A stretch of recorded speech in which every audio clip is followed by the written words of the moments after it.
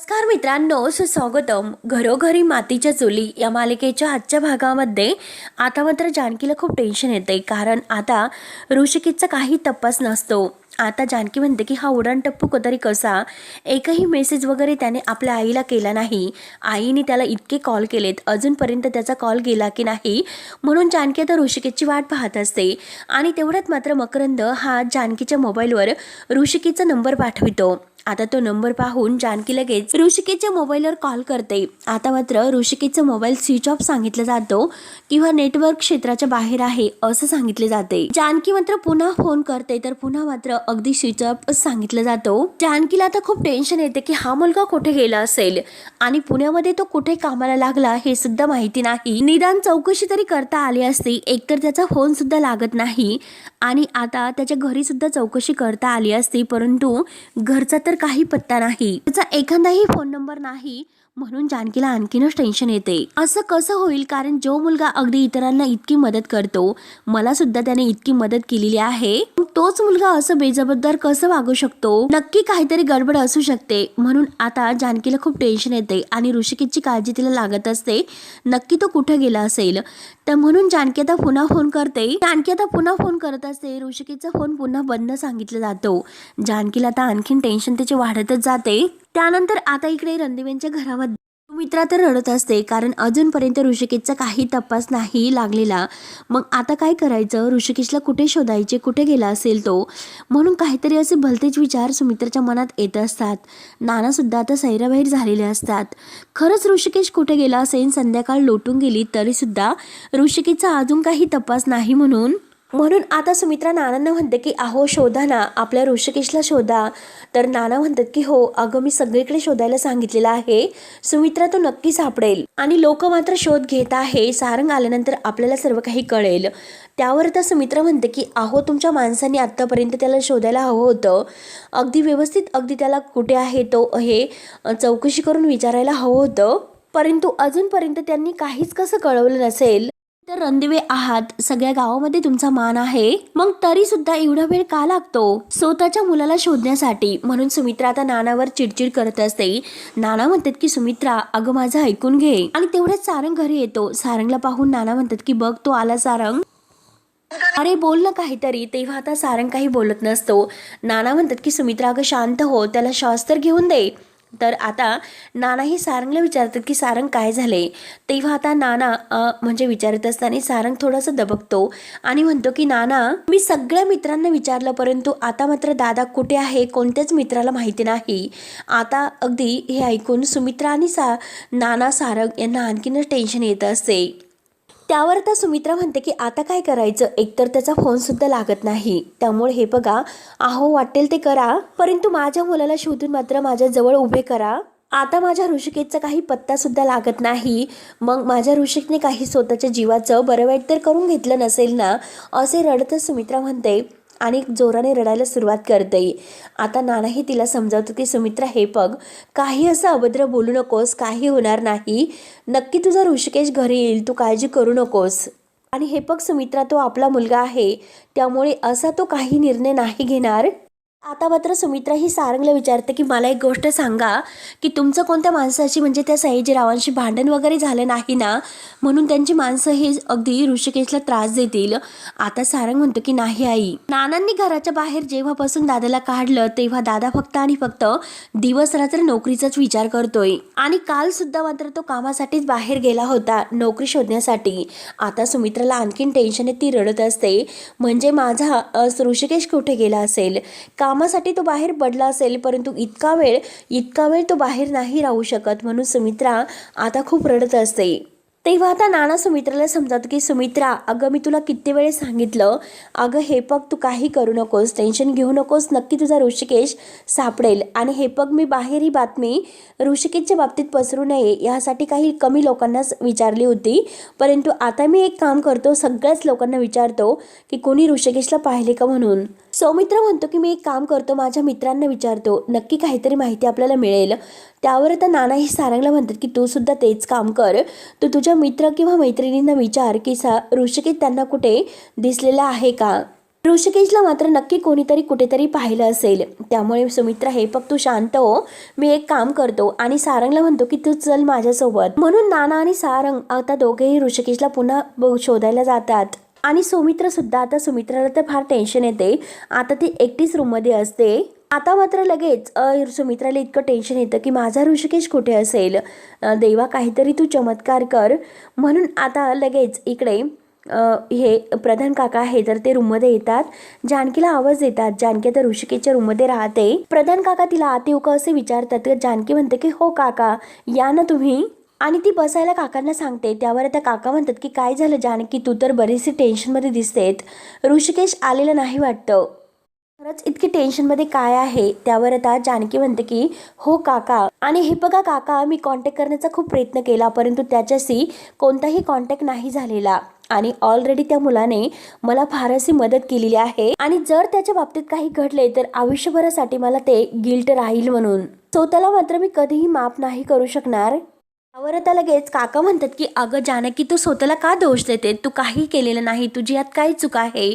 त्यावर आता जानकी म्हणते आता मात्र सगळ्यांना हेच वाटेल की चूक माझीच आहे म्हणून सगळेजण मला दोष देतील. त्यामुळे नाही काका, मला काही झाले तरी त्याला शोधावं लागेलच आणि काही झालं तरी मी त्यांना शोधून काढणारच. तेव्हा आता लगेच काका म्हणतात की त्याने तुला सांगितलेलं आहे का, तो कुठे गेला, काय करतोस, नक्की काय हे सर्व, याबद्दल तुला काही माहिती आहे का, त्याने तो कुठे जायचं आहे हे सांगितलेलं आहे.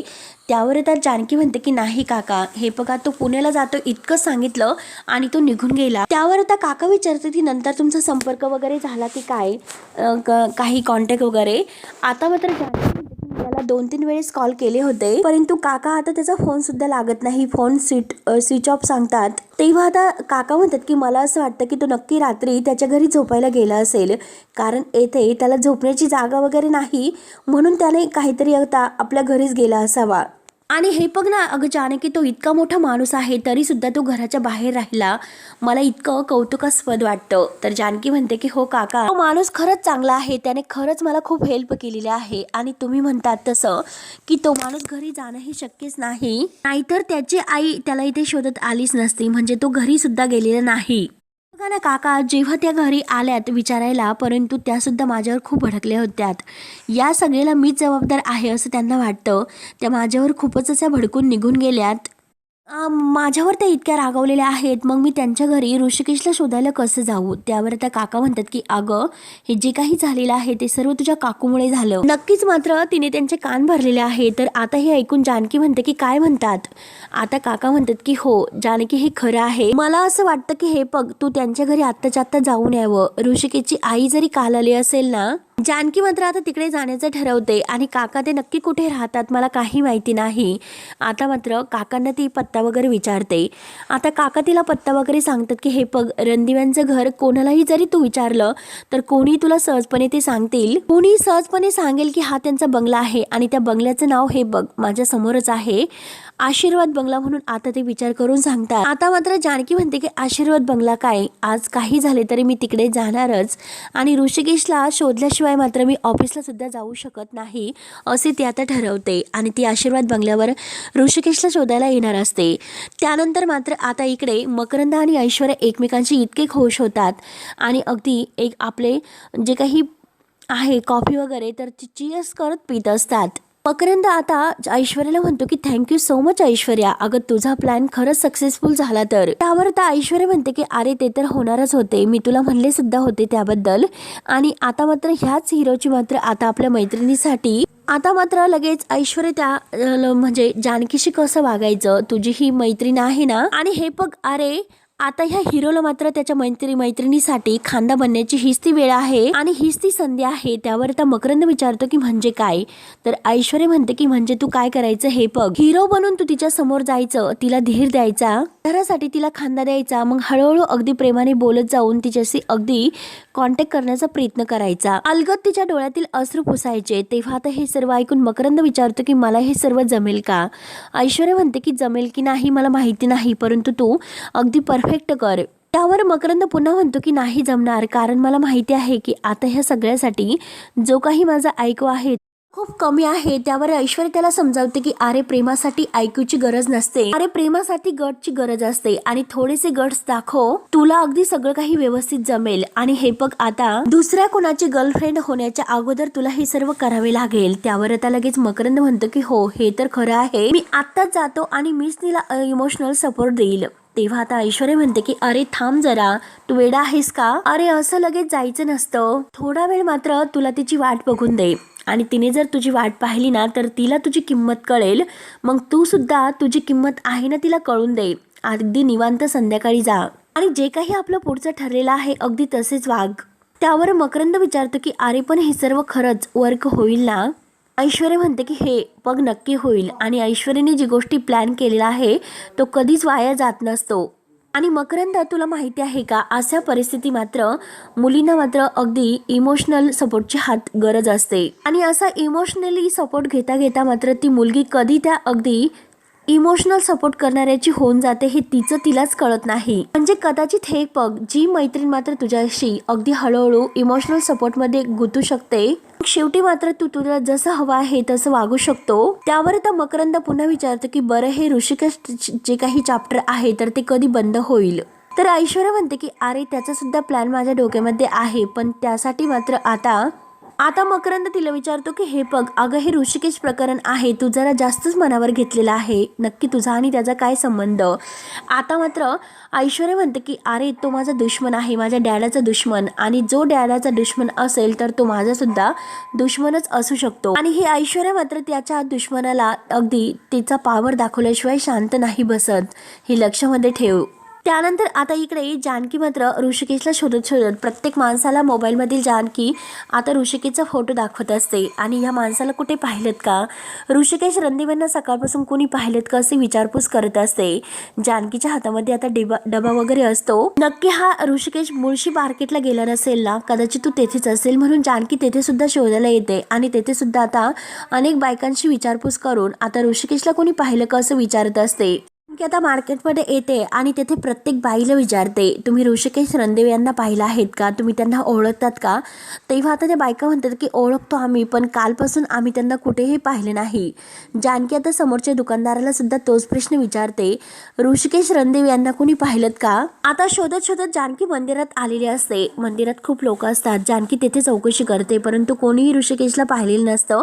म्हणून जानकी आता मंदिरात येते, देवाची घंटा वाजवते. देवाला मात्र आता फूल वगैरे वाहून ते देवाला हात जोडून नमस्कार करते. देवाला हात जोडून म्हणते की देवा काही कर, ऋषिकेशवर जे काही संकट आले असेल ते दूर कर आणि ऋषिकेशची मात्र अगदी त्यातून सुटका कर, लवकरात लवकर सुखरूप त्याला घरी येऊन दे. जानकी आता स्वतःला म्हणते की ऋषिकेशला जर शोधायचं असेल तर त्याच्या घरी जाऊन मला अगोदर बघावं लागेल. म्हणून जानकी ऋषिकेशला शोधायला इकडे रणदिव्यांच्या घरात येणार असते. त्यानंतर अजूनपर्यंत इकडे त्या गोडाऊनमध्ये ऋषिकेश बेशुद्धच पडलेला असतो. तेवढ्यात आता ऋषिकेशला शुद्ध येते. आता तो उठण्याचा प्रयत्न करतो, परंतु आता डोक्याला जबर मार लागल्यामुळे त्याला त्रास होत असतो. तेव्हा तर ऋषिकेश समोर पाहतो तर काय, आता त्या खुर्चीवर त्याने जे पोतं ठेवलेलं असतं तर ते पोतं सुद्धा तेथे नसते आणि तेथे ताट तांब्या आणि ते जे जेवण आहे तर ते जेवण मात्र तेथे मागवलेलं असतं. आता हे सर्व पाहून ऋषिकेश पुन्हा जोरात ओरडतो की अरे कोण आहे? आणि हे बघा, मला मात्र येथे डांबून ठेवणं हे तुम्हाला खरंच खूप महागात पडेल. कोण आहे म्हणून आता ऋषिकेश इतका अगदी ओरडत असतो मोठमोठ्याने. त्यानंतर आता इकडे नाना मात्र सगळीकडे चौकशी करतात, फोनवर विचारत असतात की ऋषिकेश बद्दल काही कळाले तर नक्की फोन करा. सगळेजण अगदी त्याची वाट पाहत आहोत, कुणाला जर काही वाटले तर नक्की फोन करा.